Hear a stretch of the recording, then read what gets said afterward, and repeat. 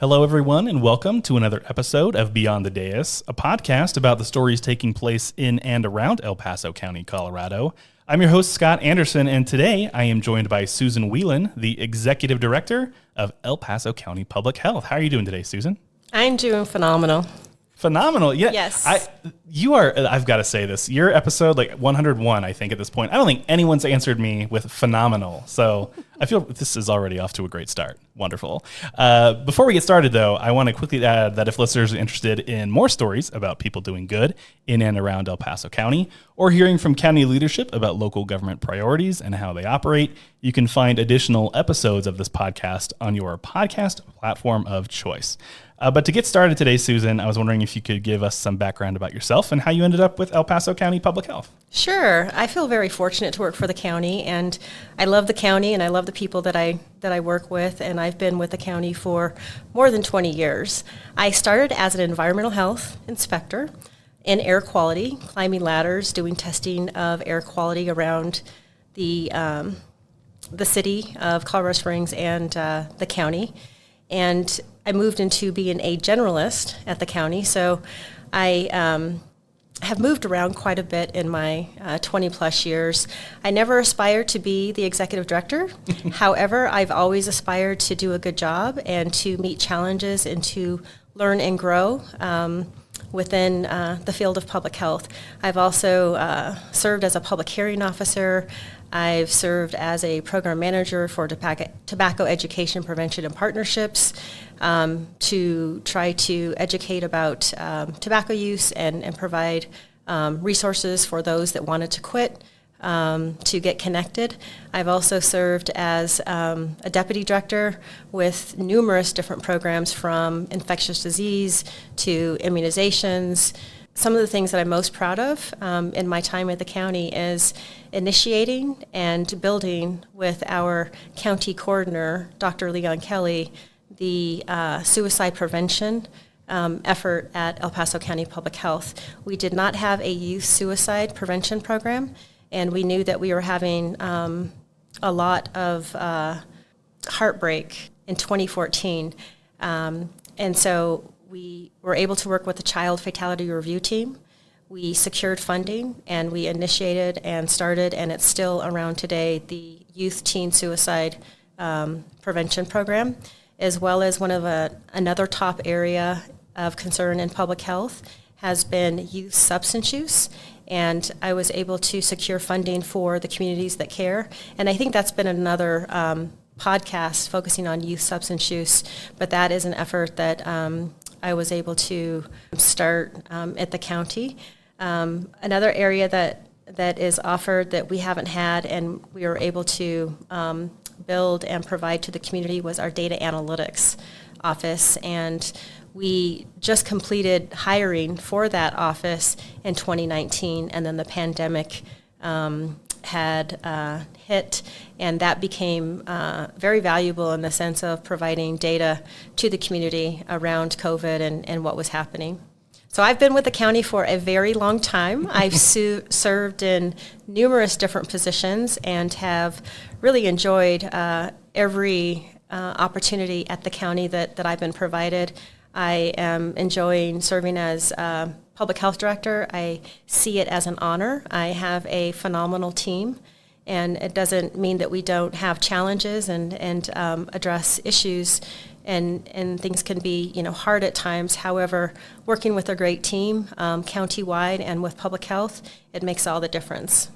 So what are some of the things you learned in some of those earlier roles that have served you as an executive director? I always think that's interesting, especially with someone who has been at one organization for, as you say, more than 20 years.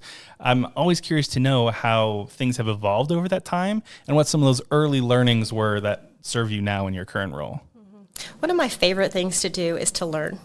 Knowing that there's always something to learn from someone, or whether it's a book, or whether it's those that you are surrounded by. If you are observing people, what works well, what doesn't work well. And earlier in my career, I think what stands out and still stands out is excellent customer service. And when I was doing restaurant inspections or air quality inspections or doing air quality testing, when working with the community, it's about hearing their story and understanding where they're coming from. Yes, in environmental health, there are regulations, and we have to ensure that we are meeting some of those regulations, but it's a conversation, and it's about how do we help each other out in the sense of, I know the businesses want to thrive, they want to do well, we want businesses to thrive, so how can we work together to ensure that we are working through the regulations, and it's an educational process, not only for them, but for me to understand where are they coming from. And working with different businesses, whether it's in the air quality arena, early on in my career doing air quality inspections, there might have been language barriers. And so then how do I work with certain businesses to ensure that I'm successful in providing them a good quality inspection, but also hearing them out also and meeting with them where they are as well, so they're successful. So I think that customer service stands out, and I also think that knowing that, you know, there's always going to be issues, there's always going to be challenges, but I've learned throughout the years that people want to be helpful. So people want to find solutions, and they want to work together, and that's what I think is amazing when you come together and you create partnerships, whether it's to address teen suicide, youth substance use, air quality, water quality, you know, food safety, any of those aspects. We're all one county, and working with multidisciplinary experts really helps strengthen public health, so we are serving the community better. But there's so many fun times, and yes, I could tell some stories about, 24/7, public health is utility. So 24/7 we're on, whether it's emergency preparedness and different issues come up, whether it's fires or flooding from the Waldo Canyon fire, or there's infectious disease outbreaks, or there's a big pandemic. We are happy to lead within certain arenas under Emergency Service Function Number 8 as part of the county's emergency response plans, and working with the Pikes Peak Office of Emergency Management. And we're happy to assist in any of those. My staff and I actually thrive on working together and partnering.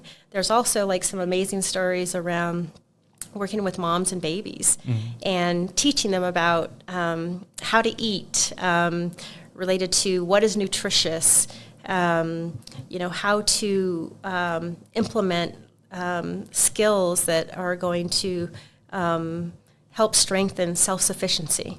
And so there's just many different aspects of that educational process and learning aspect. And I've certainly learned and grown over the years, and have had many different mentors. And I have a tremendous amount of respect for so many different community leaders, including the executive team at the county and my executive team at Public Health. And there's numerous different elected officials. But one thing that I feel like we always have in common is that we care about the community, and we want to work together to find solutions to figure out like how what is the issue, and how are we going to make a difference? Yeah, and you've spoken pretty specifically about things that your office at the Department of Public Health does within the community, but I was wondering if you could maybe get a little bit more general about public health and its role within the community and how you guys operate. Public health is everywhere, all the time. If you think about it in terms of the air we breathe, the water that we drink, it's about the people, places we worship, where we eat, live, work, play. So it's all around us. If you think about when you're dropping your child off at childcare, daycare, we have so many different touch points where we do inspections with childcare to ensure the safety of food and infectious disease. So again, we're like a utility. So we are really everywhere, and we try to focus on prevention. So we want to prevent problems in the arena of health before they become a crisis or an even greater problem. And we are in all areas of the county, and it's a broad landscape to cover. but for moms and babies and families, we serve everyone. Sometimes folks are down and out. They don't have a lot of resources. And some people that live in $1 million homes use our services. So it really is a spectrum of public health, and our mission is to serve El Paso County residents to thrive in all communities where every person has the opportunity to achieve optimal health. Everyone that works in public health is extremely passionate about serving and caring for the communities, all in El Paso County. And that's what I find inspiring. It's energizing that my team of almost 200, they're highly interested in making a difference in the community and ensuring that we have a healthy environment that for years to come. Mm-hmm. And so we take our jobs very seriously. Part of that is also engaging with the community and learning from the community about what issues they have. And we work with numerous different organizations and individuals on health improvements. Mm-hmm. And one of the things I really appreciate is probably how much you've maybe not said the word community necessarily, but talked about community and how just entrenched public health seems to be within the community. One of the things that is a product of El Paso County Public Health is the Community Health Assessment. I was wondering if you can help talk about that a little bit and how you guys use that tool to make informed decisions. In the state of Colorado, we are required to develop a community health assessment. And what that is, it's a data report that showcases how is El Paso County doing, and it's broadly. So what are the issues that El Paso County has? And it's data. It's objective data in the sense of numerous different data sources that we're able to use to glean what are the top issues that are making people sick or are killing people. And some of the top issues stay consistent. Cancer, cardiovascular disease, and that's where healthy eating and active living comes in. And my agency works with numerous different organizations to increase healthy eating and also active living, and to assist with educational opportunities and to help with behavior change. And it could be something as promoting walking and exercising, and what can you do on a daily basis to improve your health. And so with the Healthy Community Collaborative, we take the data and then we identify the top issues, and we work with the Healthy Community Collaborative, which helps us develop a community health improvement plan, which is not the health department's plan, it's the community's plan, it's the county's plan. And so with these organizations, we discuss what resources organizations have to bring to the table to work on the improvement plan. Some of the top issues are barriers to accessing health care. When we think of health care, that is also about mental health. It's not just about physical health. Another issue is drug overdose, housing stability, and suicide. Those are all top issues for El Paso County that the Healthy Community Collaborative has identified, and there's over 60 different organizations, multidisciplinary, whether it's hospitals, schools, health, faith-based. There's numerous different representatives and governmental agencies also within this Healthy Community Collaborative, and this Healthy Community Collaborative has been meeting for about a decade. And so from the Healthy Community Collaborative, data needs to drive what we do because there is not limitless resources. We have to narrow in on what are we able to accomplish with our partners. With El Paso County and Public Health's budget, there are limited funds, and so we pull together with our collaborations to stay focused on what we are going to tackle within the Healthy Community Collaborative. Great, and I think that is, another one of those really great examples of collaboration, and talking about how there were very few entities in pretty much anywhere that accomplish much on their own. It's really important to be able to work together with other people, other organizations, no matter where they come from or who they are, or who they serve. So with that Healthy Community Collaborative having more than 60 organizations supporting it, I think it tells a really great story about the importance of collaboration, working together with other agencies and organizations to make things happen within a community. Can you talk about perhaps some other partnerships that you have outside of this collaborative that have helped you accomplish your work there at Public Health? Everything that we do is surrounded by partnerships. We're not able to get our work done unless it involves collaborations. I think that that's part of the public health system that makes us strong.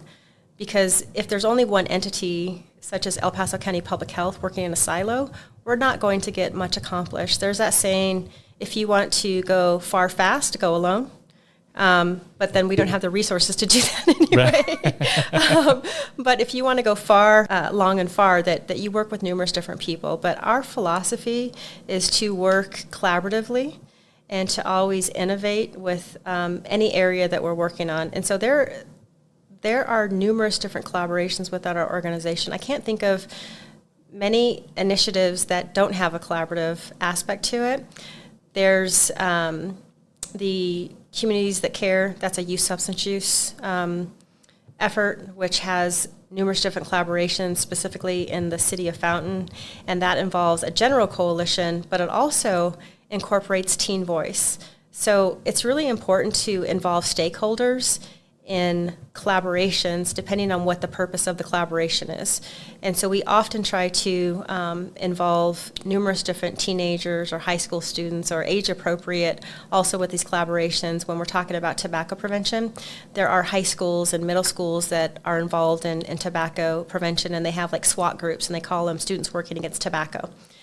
So there's a heck of a lot of involvement with teens and efforts related to the excitement and working on prevention and health enthusiasts.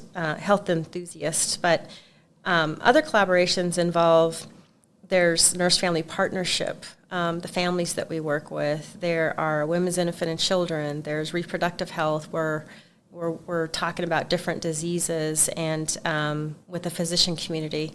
So it depends on what we are working on will determine the collaboration. I can think of in the Division of Environmental Health, we have different industry groups, whether it's the Retail Food Establishment Association. There's a local chapter of restaurateurs that want to be part of a collaboration. There are septic system or on-site wastewater system industry coalitions, and we engage them if there's regulation changes to get their input, and we can share that with the state or with our Board of Health when there's any determination of changing any regulations. But I wanted to emphasize that every aspect of everything that we do involves collaborations, whether that's internal collaborations, cross-agency programs, or cross-county, cross-intergovernmental agencies, whether that's with the county more broadly working on our strategic plan or their strategic plan to ensure that we have alignment, or working with the city of Colorado Springs, the town of Palmer, Manitou Springs, the city of Fountain. There's numerous different collaborations, but it all comes down to how can we work together to impact health and to improve health for everyone, to make the easy choice or to make the healthy choice the easy choice. Mm-hmm. Yeah, and one of the things that I always find interesting is when you have an organization like Public Health that is sharing a lot of information and providing a lot of resources to people, how do you get people to see those resources? Because one of the things that I've seen in, speaking with a lot of people and nonprofit organizations is, those things exist, but how do we let people know that they exist? How do we get them in touch with these resources or those partners so they can, take advantage of all of these things that Public Health and everyone else is putting out? What are some of the steps that Public Health is taking to make sure that those resources are easy to find for the people who are looking for them? I think that's a fantastic question. So our agency rarely has advertising dollars. There has been advertising dollars for some grant-funded programs to where we can advertise some of the services. However, the majority of how people find out about our services are through friends, neighbors, earned media, which is free media, or situations like me doing this podcast. I'm speaking at the Latino Luncheon in September. I do different speaking engagements through our team members. They outreach and try to get the word out. We go to different types of events in the community, and we're always trying to promote our services. We also go to different organizations and our partners to ask them, could you hand out, our information? Could you provide referrals to our Women's Infant and Children program? Could you provide referrals to our Nurse Family Partnership, whether we're working with Department of Human Services or different entities? It's about how do we share resources through our partnerships. There's also 211, which we routinely share information with 211, so they have updated information about our resources, but it's about sharing information through multiple modes, and then also sharing information in different languages. A lot of the information that we have is also included in Spanish, and I think that's important as our community is growing more diverse. But it's imperative that we continue getting out there and sharing information about our services. I will say that we do have a lot of resources in the sense of serving the community. However, there are limits and capacity related to some of what we're able to do. So sometimes there are wait times, waiting lists. So it really just depends on what the service is.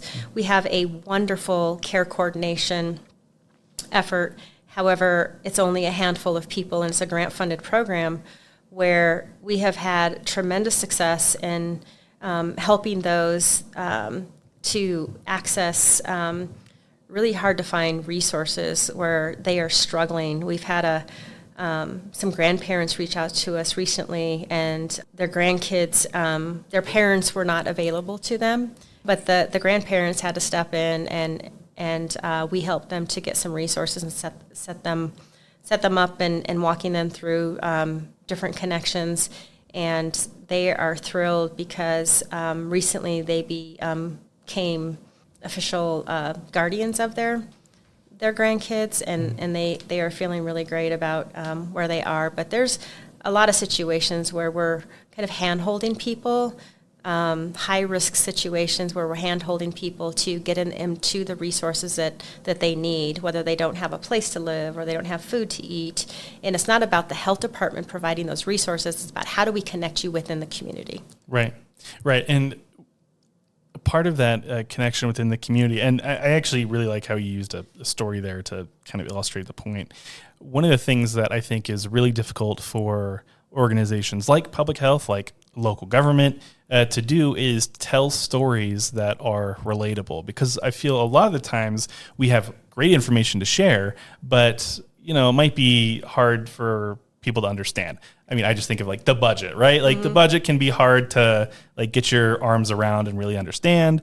Anything finance for me is pretty difficult, but I'm sure there are plenty of things with public health that if you're just reading about it, it can be hard to really understand what it is, how it can help me. What are you trying to do to tell those stories and build that trust with the community? A couple of things. I think we're always trying to manage expectations. Budgets are tight. Staff is limited. However, we do a lot with what we're given.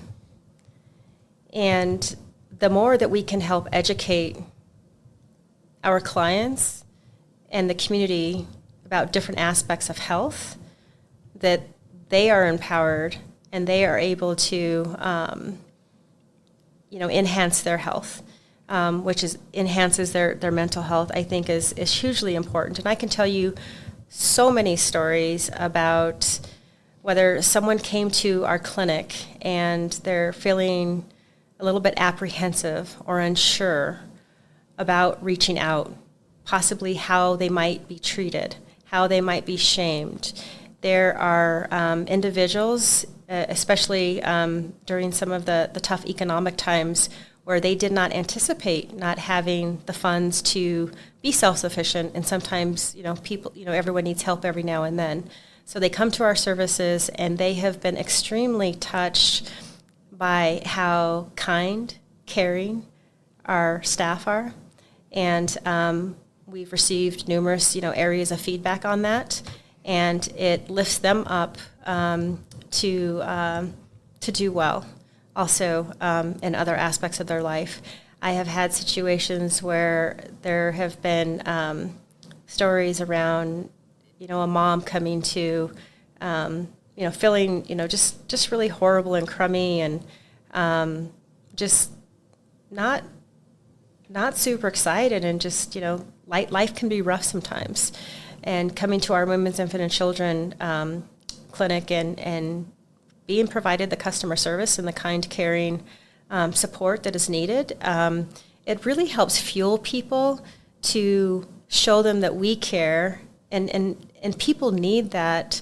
And I've had numerous people, whether they work at the county or even outside of the county, who have shared with me that they've used our services, and sometimes they have met some tough times, and they're phenomenal leaders, well-known leaders also in the community. There are numerous different individuals that have come to use our travel clinic resources where they're doing missions. And so there's so many areas where there are stories around how people use our services, and I want to emphasize that the data and the numbers, those are people. And I think that we lose sight of that. And I think one of the best ways to tell stories to the community or to various different groups, depending on what you're trying to accomplish, is those that have been impacted by the service, or what they've learned, or how they've grown through adversity or getting help in their lives, is for them to tell the story. And I think that that's most impactful. And some of those stories stick with me over the years, whether it's a story about a mom, first-time mom, who was a Nurse Family Partnership client. And she was addicted, and she had a really, really tough time, as you can imagine. And going through the program, she completed it, and she's thriving. That's the last that I've heard. And this is a few years ago. But she came to our Board of Health and told the story. And she's out and about telling her story. Those that have actually overcome some type of adversity, or they've learned something that is so impactful to improving their health, again, which is mental health as well. We can't separate that. They tell their stories and how our services have impacted their lives. Or, a business owner who provides feedback around one of our inspectors saying, I cannot believe, the customer service that we received. Sometimes they think that, inspectors are going to go and throw down the hammer. And it's like, no, we're here to help. We're here to educate. Mm-hmm. That's a last resort. Yeah. We want to work together. So I think that being human and seeing each other as like we all want to do a good job. And what is the story behind that? And then what is the outcome as it relates to what did we create together? Whether it's organizations working together, what is that story? The story also of being able to sustain a teen suicide prevention effort. That's, we would hope that we wouldn't have that, but it's important to, try to get in front and continue that prevention message, and incorporate teens to do the work, to mobilize the teens to help their peers out. So there's so many stories that to be shared, and there's so much positivity that I wish we could get out there, because a lot of times the news covers a lot of the negative or the issues, and that's, that's important. I also think that the positive stories that the county, including public health, has to share, they're amazing. And the people that work for public health and the people that work for the county are incredibly impressive. And the kindness, the caring, and there's so many stories that can be told. Yeah. And one of the things that I really like, especially when we're talking around the arena of public health, is anytime I hear one of those success stories, as it were, it's not just, if you want to look at it strictly from the numbers, like it's not just +1. Like, you didn't just help one person when you help that person. You help that person's most likely immediate family. If it's adult, probably their kids. Maybe they tell someone else and that helps another 1 to 5 people, and it's exponential. It grows. And so anytime I hear those stories, I just think how great it is that what is seemingly probably maybe not a lot of effort, because it's seen as like the job of an individual in public health or any other role in the county. If they're able to do their job and help this one person, they're doing a lot more than just helping that one person. And that's why I really like hearing those stories, because you can think, how does that benefit not just them, but perhaps their kids and then generations, who knows, right? And it's always great hearing about that. One of the things that you have mentioned a couple times, though, is the importance of not just thinking about physical health, but putting mental health alongside of that when we're talking about public health. Just recently, a new public health tool was announced called Pikes Peak Rising 360. Can you talk about what that platform is specifically and how it can benefit the community? When we're talking about public health, it's not a one-to-one type of effort. When we're talking about public health, it's more broad-based. So if you think about going to the doctor, that's a one-on-one visit. So within the healthcare or medical world, it's a one-on-one type of effort. Public health is much more broad-based, and we're trying to impact the highest number of people within certain populations, depending on what we're trying to accomplish. With the Pikes Peak Rising platform, I'm very excited about this platform and the opportunity to provide this free to all residents of El Paso County. We are able to provide this through a grant, and we are piloting this effort and this platform, Pikes Peak Rising. When you go online to the web, you can just Google that, or we also have it on the website. What Pikes Peak Rising 360 is, it's a platform for mental health, well-being, and it is evidence-based, curated information for individuals seeking self-help. We all know that we need help every now and then. So let's say that I'm having problems sleeping, and I'm not exactly sure what to do about it. I might think, I'll just go to the doctor, get some sleeping pills, or maybe I'll go to the store and see if there are some sleeping pills. Pikes Peak Rising helps us to have a platform I can type in, I'm having problems sleeping, and it can provide evidence-based, curated information that is up to date, options like what can I do to sleep better. Mm-hmm. And so I'm not sure, everyone is different on how they like to approach their health.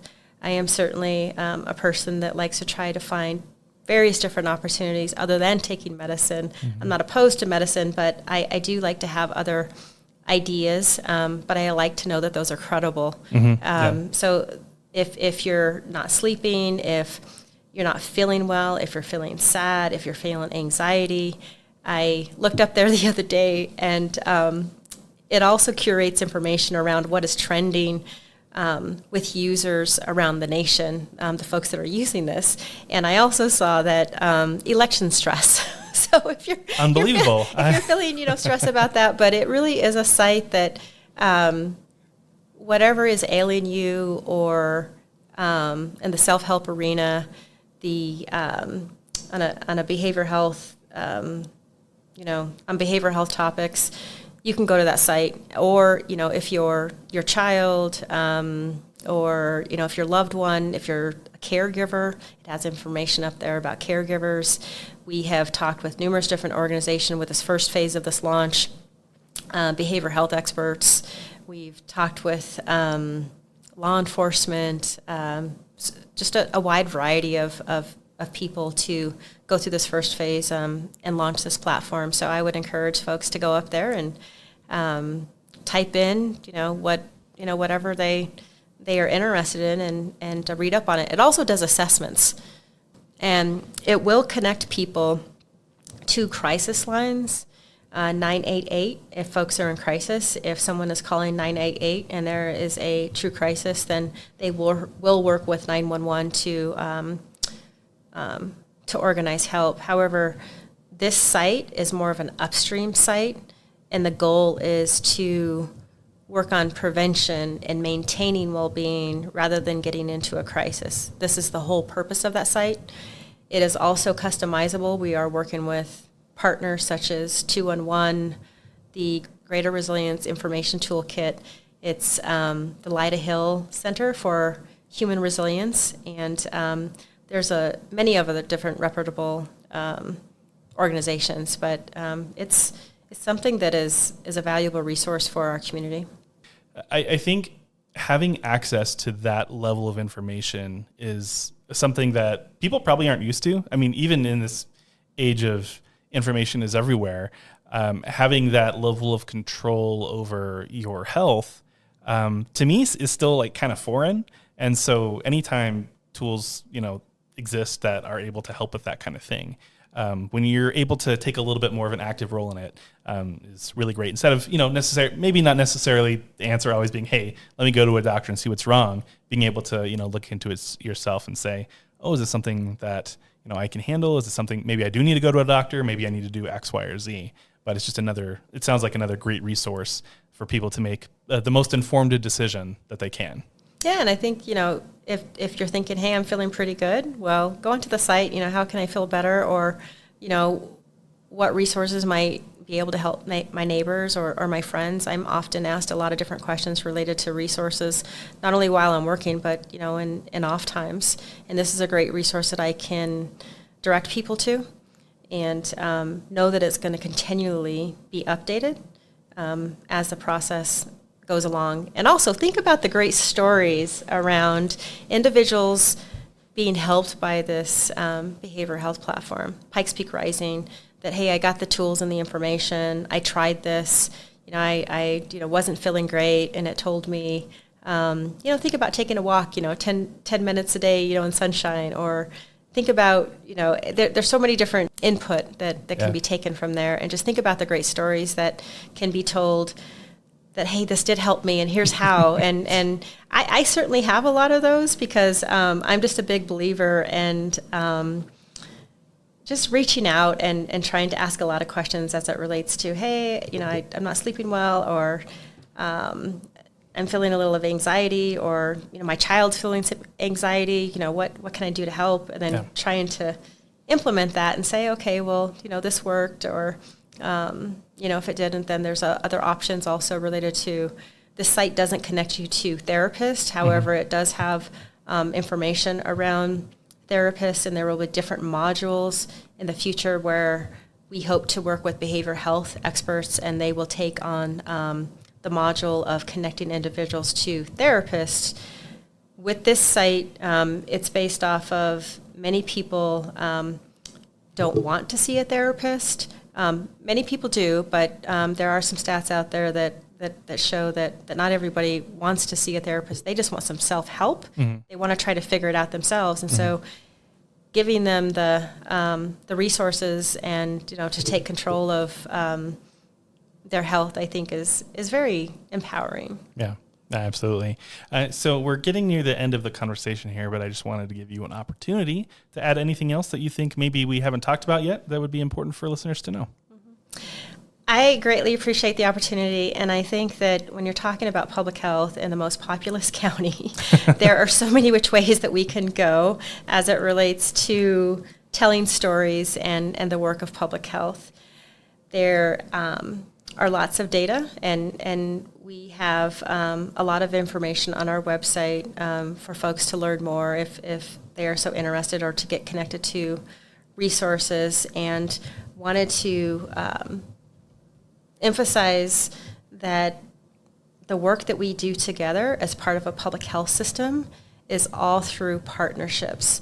And it's important that we tell stories related to the great work that we're doing. And I did want to share that there are numerous different recognitions that public health has received, and these recognitions are not solely due to the efforts of public health, but again, it's all in partnership with different entities. We've received numerous different achievement awards through designing innovative programs with long-term sustainability and whether that's resilient, inspired, strong, engaged, RISE Southeast effort. There are different recognitions for how we manage our budget, which is important as well. Complicated process. We talked about budget earlier. That is a complicated process. So it's, through the Government Finance Officers Association Certificate of Achievement for Excellence in Finance, Financial Reporting. Mm-hmm. There's